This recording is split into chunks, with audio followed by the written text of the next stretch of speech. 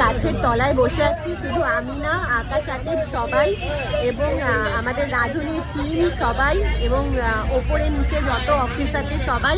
দেখো আমরা গাছতলায় ওই ফ্লাইওভারের নিচে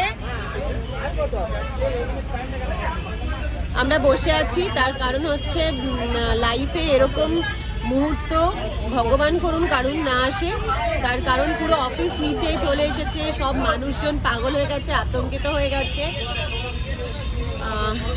পাসপোর্ট অফিসের ওপরেই আমাদের অফিস এবং একটা থ্রেট কলকাতা পুলিশের তরফে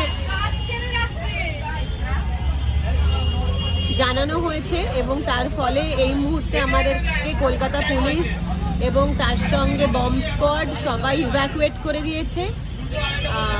সবাই একযোগে কাজ করছে মানুষের জীবন বাঁচানোর স্বার্থে, ক্যাজুয়ালিটি যাতে না হয়, কলকাতা যেন সুরক্ষিত থাকে। ঈশ্বরের কাছে এটাই আমরা প্রার্থনা করি, আর ঈশ্বর করুক যে আমরা সিকিওর থাকি, সবাই ভালো থাকুক।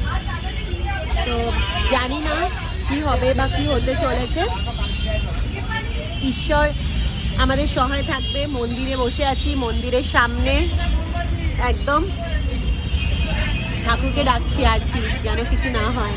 আর পরিবারকে জানাতে চাই যদি থাকি ভালো, যদি না থাকি তাহলে তার কিছু করার নেই, এইটুকুই।